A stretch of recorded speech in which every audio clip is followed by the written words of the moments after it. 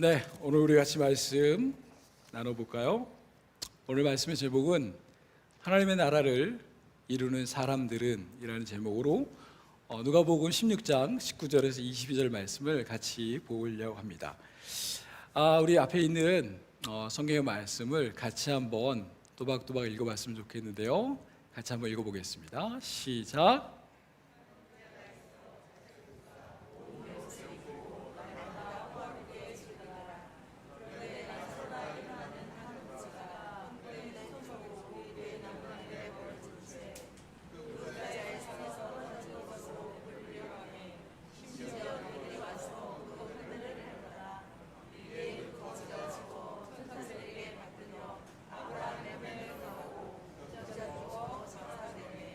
아멘. 고민 많죠?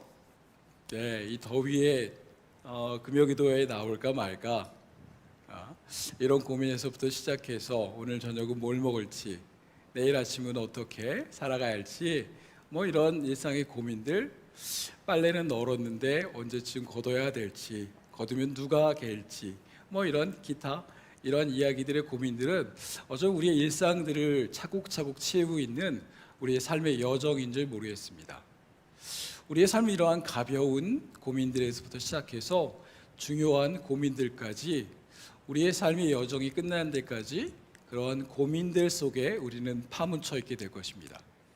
그렇다면 이런 고민들 속에서 우리가 헤어나올 수 있는 방법이 있을까요? 성경은 우리에게 없다라고 단언합니다.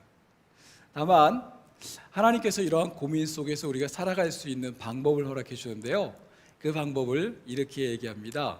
임마누엘. 정확하게 임마누엘이겠죠. 무엇이냐면 아무리 어려운 상황 속, 아무리 내리기 어려운 걱정 속에 있더라도 내가 너희와 함께 있어 줄게 라고 하시는 하나님의 약속입니다. 그분의 약속을 믿고 우리가 오늘 하루를 살아가며 어려움들을 이겨나가는 거겠죠. 그럼에도 불구하고 많은 사람들이 여러 가지 고민들이 있다라고 해서요, 최근에 목회 데이터 연구소라는 곳에서 다음과 같은 질문을 듣고 사람들의 반응을 물었다라고 합니다. 지금 여러분들의 고민거리는 무엇입니까? 라는 질문 말입니다. 그래서 그들이 답한 여러 가지 고민거리들이 있는데요, 취업, 이직, 젊은이들에 좀 해당될 수 있겠죠. 그리고 이사, 주택, 집 문제, 그리고 건강 문제, 이런 것들이 좀 노인 세대에 좀 많았다 그래요. 근데 전체적으로 50%가 넘는 사람들의 고민거리가 바로 경제적인 문제였다라고 얘기합니다. 예, 돈인 거죠. 그래서일까요? 기독교인들이 기도하는 내용 중에 절반 이상의 기도 제목을 차지하는 것, 이것도 역시 데이터 연구소에서 리서치를 했는데요, 기도 제목이 돈에 관련된 것들이 많다고 합니다. 네. 게다가 교회에서마저도 돈이 있어야 신앙생활을 할 수 있다라는 인식까지도 있다라고 얘기하니 돈이 세속적이거나 일상적인 삶을 넘어서 우리의 신앙생활까지도 영향을 미치는 것이 상당히 큰 것이겠죠. 그래서 오늘 우리가 나눌 말씀도요, 돈에 대한 이야기로 시작합니다. 오늘 본문의 배경은 이러합니다. 바리새인들과 율법사들이 예수님께 이런 대화들을 나누면서 질문들을 해갈 때 예수님이 이에게 갑자기 이렇게 뜬금없이 질문하시는 거예요. 누가복음 16장 13절에서 14절입니다. 같이 한번 읽어주실까요? 시작.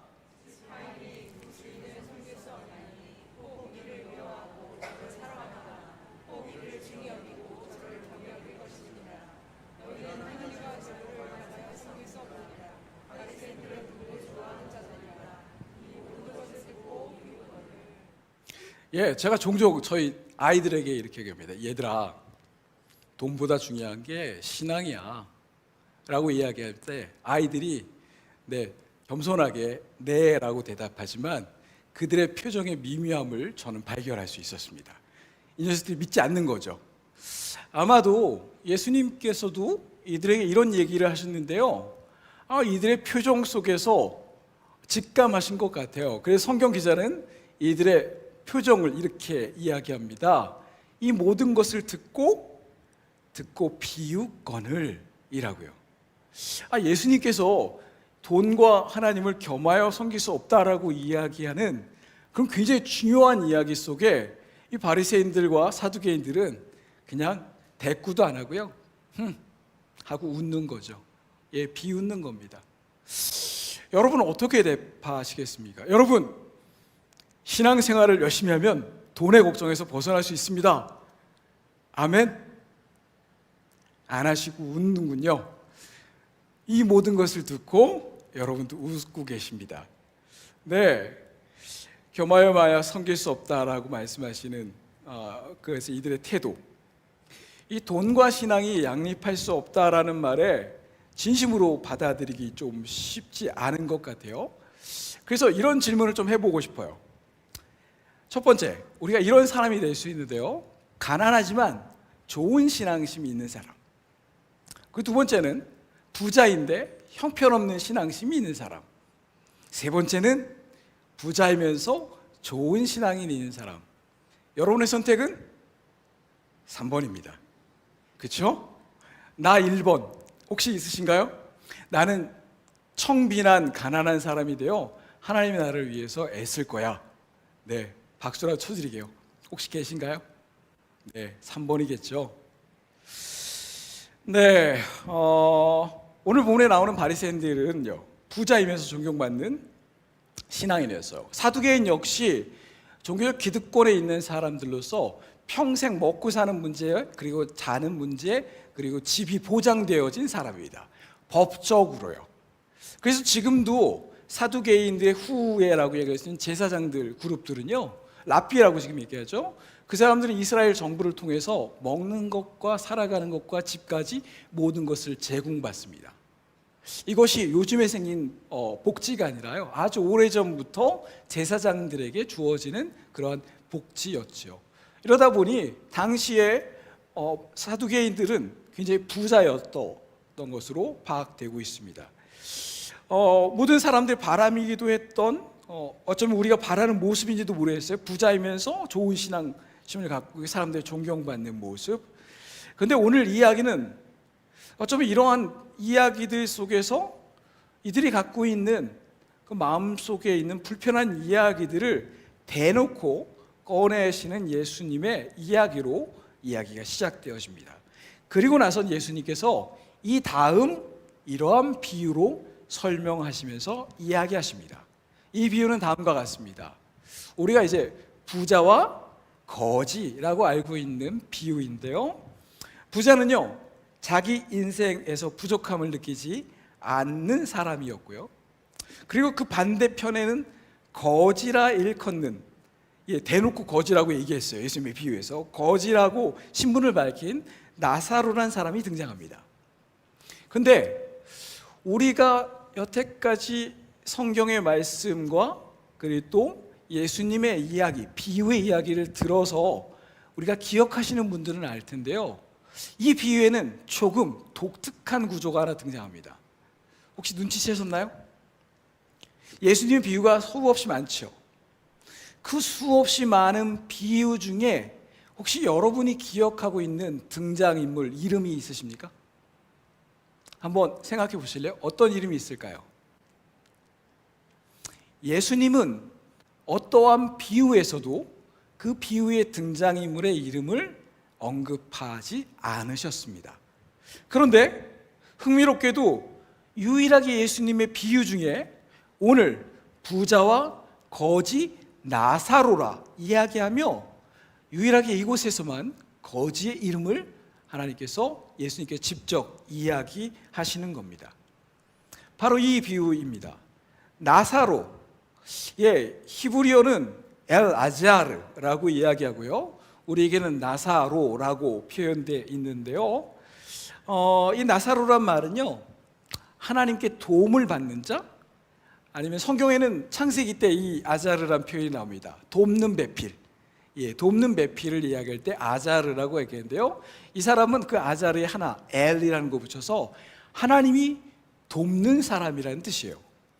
근데 하나님이 돕는 사람이라는 이름을 갖고 있는 나사로의 삶은 우리가 비유해서 보면 알다시피 그의 삶은 부자고 건강하고 형통하고 성공한 삶이 아니었습니다. 많은 사람들이 오래전부터 우리가 하나님을 온전히 믿고 하나님 뜻대로 살아간다면 건강하고 부자가 되어지고 성공할 거야 라고 얘기하는 수많은 고지론 속에서 우리는 그러한 잘못된 복음을 들어왔는데, 오늘 비유의 예수님, 하나님이 직접 돕는 사람이라는 이름을 갖고 있는 나사로는 그의 삶이 그렇지 아니했다라고 이야기합니다. 하나님이 돕는 사람인데 이러한 삶을 살았던 이 사람이 결국 어떠한 삶을 마감하게 됐느냐, 또한 어떠한 삶을 살았느냐라는 것이 이제 비유에 등장하게 되는데요, 오늘 비유는 이렇게 이야기해요. 그는 뭘 먹고 살았다고요? 부자의 상에서 떨어진 것을 먹고 산다고 하였습니다.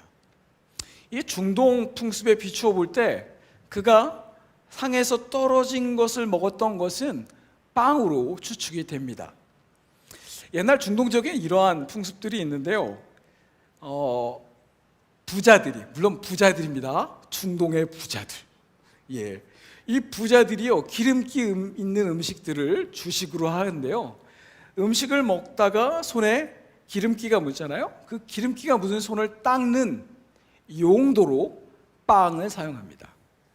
그래서 빵으로 기름기를 이렇게 닦아내고 그 빵을 상에다 두거나 아니면 상 밖으로 떨어뜨리는 거죠. 그러면 종종 개들이 와서 그 주인의 상에서 떨어져 있는 빵을 먹거나 살아가는데요, 이러한 이야기들은요, 우리가 얼마 전 오헬리라는 사람의 소설에도 등장을 해요. 혹시 마녀의 빵이라는 단편 소설 읽어보셨나요? 이 이야기는 이렇게 돼요. 어느 허름한 빵집에 허름한 한 남자가 매일 와서 아주 값싼 빵을 싸가는 거예요. 값싼 식빵인데요, 거기에는 앙금도 안 들었고요, 버터도 안 들었고요, 설탕도 안 든 그냥 맨빵이에요. 맛없는 빵, 말라버린 빵. 이런 빵을 매일 한두 덩어리 사가는 사람이 있었어요. 하루를 지켜보고 이틀을 지켜보고 사흘을 지켜봤는데 이 사람이 맨날 그런 빵들을 가져가는 걸 보고 이 빵 주인은 마음이 좋지 않았어요. 그래서 이 빵 주인이 그 사람이 빵을 주문했을 때 몰래 그 빵 사이를 열어 그 안에다가 버터를 발라놓습니다. 그러고 나서 그 빵을 주고 빵 주인은 마음이 흐뭇해 있었대요. 그런데 얼마 시간이 지나지 않아 그 빵을 사갔던 그 젊은 남자가, 그 남성이 와가지고 화를 막 내는 거예요. 아니, 왜 내가 요청하지도 않은 빵에다가 버터를 바르셨죠? 당신 때문에 내가 여태까지 공들여 만들었던 설계도가 다 망가졌어요. 왜냐하면 당시에 사람들이 설계를 하거나 글을 쓸 때 목탄화를 주로 사용했는데요, 그 목탄화를 지우는 용도로 식빵을 이용했던 것입니다. 네, 이 소설에도 나왔던 것처럼 빵으로 손을 닦거나 뭔가를 지우는 행위는 오래전부터 있었던 풍습이었고 행위였습니다. 네, 본문에 오늘 성경에도 이러한 구절이 좀 나오는데요, 마태복음 15장 25절에서 28절 이러한 말씀이 있습니다.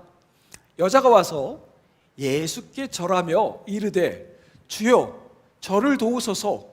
대답하여 이르시되 자녀의 떡을 취하여 개들에게 던짐이 마땅하지 아니하니라 라고 이야기하시는데요, 여기서 이야기하는 빵, 그 빵 덩어리, 또 여자가 이르되 주여 올소이다.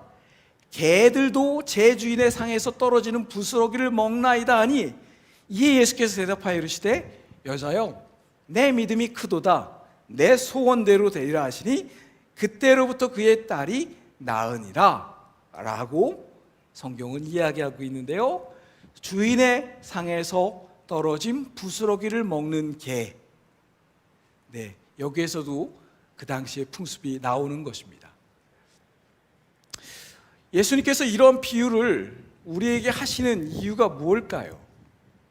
이러한 비유를 언급하신 이유가 부자는 지옥에 가고 가난한 사람은 천국에 간다, 이 말씀을 하고 싶은 걸까요? 아니면 거지에다가 온몸에 부스럼이 있고 손을 닦은 빵으로 연명하면서 개들에게조차 조롱을 받으면서 살아가고 있는 그러한 처절한 인간을 사랑하시고 부자를 싫어하심으로 이제부터 우리가 가지고 있는 모든 것들을 팔아 가난한 사람들을 도웁시다. 괜찮은 메시지죠? 그런데 오늘 예수님께서 이러한 이야기를 하시고자 이 비유, 하나님 나라는 이것이다 라고 얘기하는 비유를 얘기하시는 걸까요? 하나님 나라는 가난한 사람들에게 먹을 것을 풍족하게 주는 곳, 이것이 하나님 나라일까요?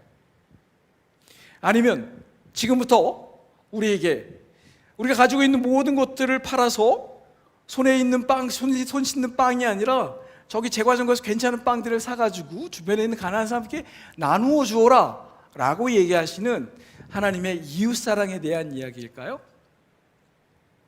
그렇게 하면 우리가 천국에 갈 수 있다. 그래서 하나님 나라에 대한 비유를 이렇게 설명한 것일까요? 아닌 것 같습니다. 이 비유는 어떠한 이들은 천국과 지옥에 대한 이야기라고 이야기하시는 분들도 있어요. 왜냐하면 하나님 나라라고 예수께서 얘기하신 것은 우리가 이야기하는 샤마임이라고 얘기하는 저 하늘에 있는 우리의 세상과는 다른 하늘에 있는 세상을 얘기하는 것이 별로 없었습니다. 그분이 얘기하는 천국, 하나님 나라는 이 땅 가운데 하나님의 뜻대로 살아가는 사람들의 그러한 공동체를 말할 때 하나님 나라라고 하셨는데요, 이 비유에서는 좀 다른 하나님의 나라, 천국, 샤마임, 저 하늘에 있는 곳이라는 것으로 의미를 얘기하셨기에 어떤 이들은 이 비유를 통해서 예수님께서 천국과 지옥을 우리에게 이야기하셨다라고 이야기하기도 해요. 그러나 오늘의 비유를 자세히 살펴보면 이 비유는 천국과 지옥에 대한 이야기보다는 지금 우리가 살아가고 있는 오늘에 대한 이야기를 하고 있습니다. 그분은 세상에서 유명하고 힘있고 능력있고 그리고 모든 것들을 잘 해나가는 그러한 사람들에게 집중하지 아니하시고 연약하고 힘들고 지치고 버거운 삶을 살아가는 그들의 이름에, 그들의 존재에 집중하신다라는 겁니다. 사람들은 유명한 사람들에 집중하고 그들의 이름을 기억하죠. 그래서 우리가 익히 알고 있는 유명인들의 이름들은 우리가 대부분 알 것입니다. 그러나 이 길을 건너 우리의 보이지 않는 저 마을 끝쪽에 머물고 있는 가난한 사람들의 삶의 정황과 그들의 이름을 우리가 알기는 쉽지 않을 것입니다. 그럼에도 불구하고 예수님께서는 유일하게 이러한 사람들에게 집중하십니다. 이 비유에서는요, 부자에 대한 이름이 어디에도 등장하고 나오지 않는다라는 것이죠.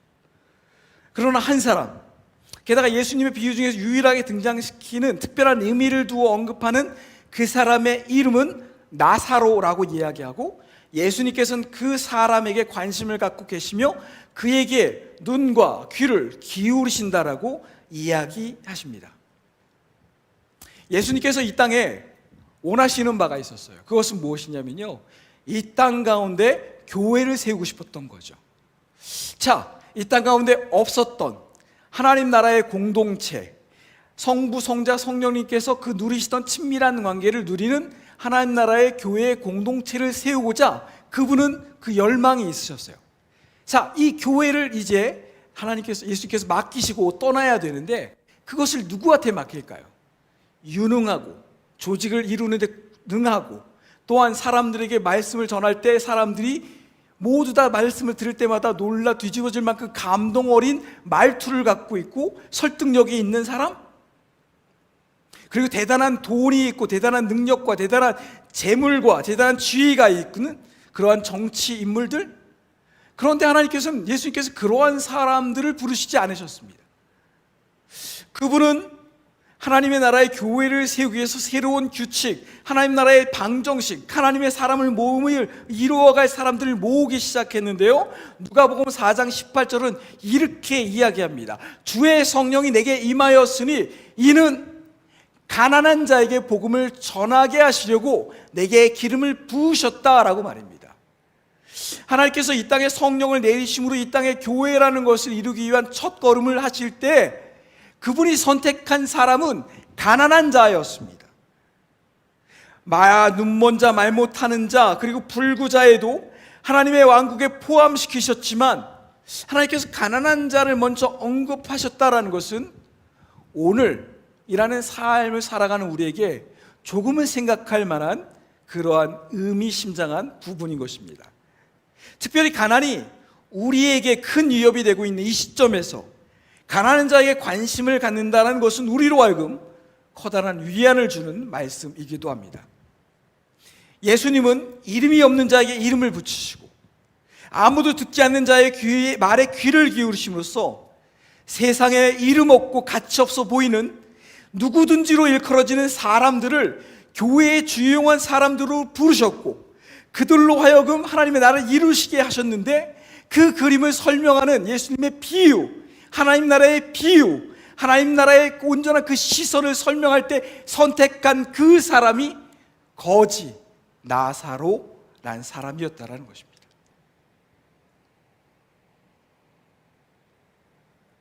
교회는 예수님께서는 전략적으로 능숙하고 힘있고 영향이 있는 사람들을 모아서 교회 시작을 하지 않으셨습니다.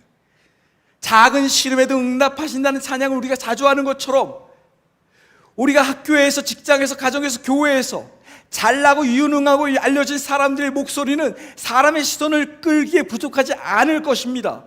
그러나 하나님은 그러한 소리가 아닌 너무나도 지쳐서 소리조차 내지 못하는 마음의 슬픔과 아픔에 그 귀를 기울이시고 아무도 듣지 않고 아무도 관심 갖지 않고 아무도 개화하지 않는 그러한 소리에 그분의 귀를, 위대한 하나님의 그 관심을 기울이신다라는 것입니다.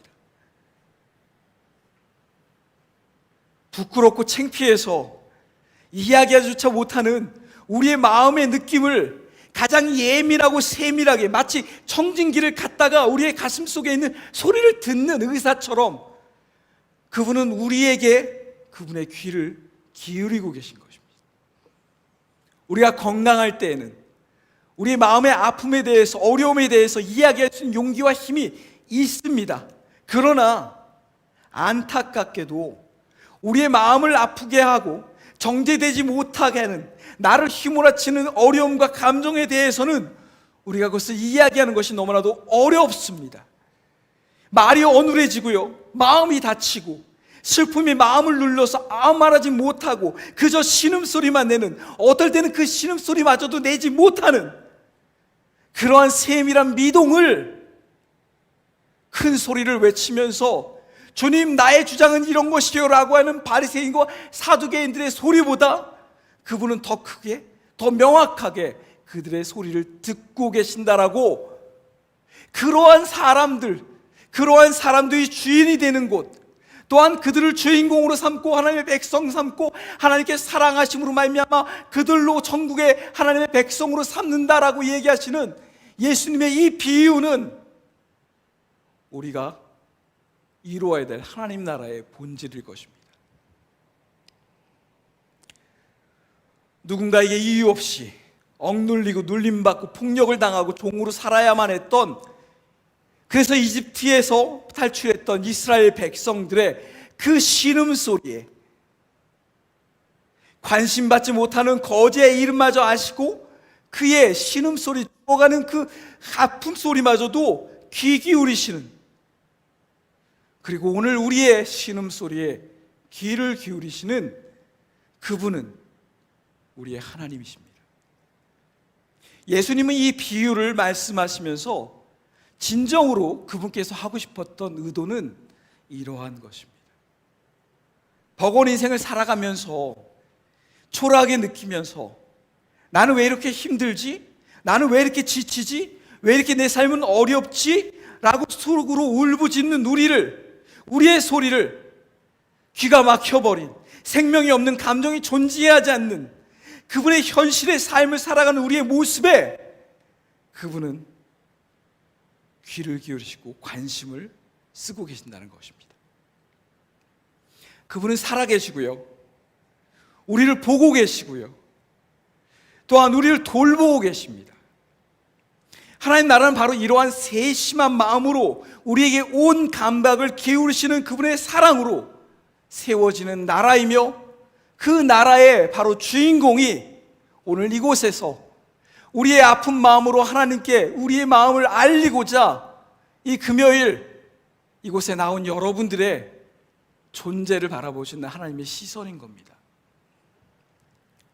여전히 나 스스로 나를 그러한 존재라고 받아들이지 못하는 그런 낮은 자존감 속에서도 나는 그렇게 사랑받을 존재가 아니기에 하나님은 나에게 귀 기울여주지 않을 거야 라고 하는 나의 스스로 낮은 자존감 속에서 나는 성공하지 못했고 실패한 인생을 살았기에 아무도 관심 갖지 않을 거야 라고 하는 그러한 세상의 평가 속에서 하나님께서는 하나님 나라는 그러한 사람들이 주인이 되는 나라라고 말씀하시는 겁니다.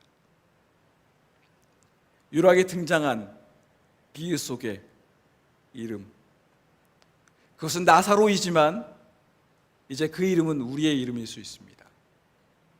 우리의 이름을 하나님께서 기억하시고 우리의 이름을 유일하게 평가하시고 우리의 아픔을 우리가 아는 것보다 더 잘 이해하시고 귀 기울이시는 하나님의 마음, 이것이 하나님의 나라를 채우고 있는 중요한 가치입니다.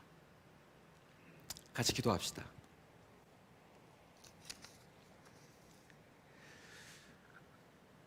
우리가 하나님 나라에 대한 비유를 통해 하나님 나라가 채워지는 하나님의 시선을 보았습니다. 그 하나님의 시선은 사람들의 시선과 같지 아니하고 하나님 당신의 온전히 사랑하시는 그 시선으로 가득 차 있습니다. 오늘 본문은 그 시선을 나사로라고 했지만 오늘 우리는 그 이름이 아닌 우리의 이름으로 불려졌다는 것을 알 것입니다. 이제 우리가 대답합시다. 하나님, 당신의 그 시선을 감사합니다라고. 이 기도의 응답을 여러분의 조용한 음성으로 하나님께 알리겠습니다.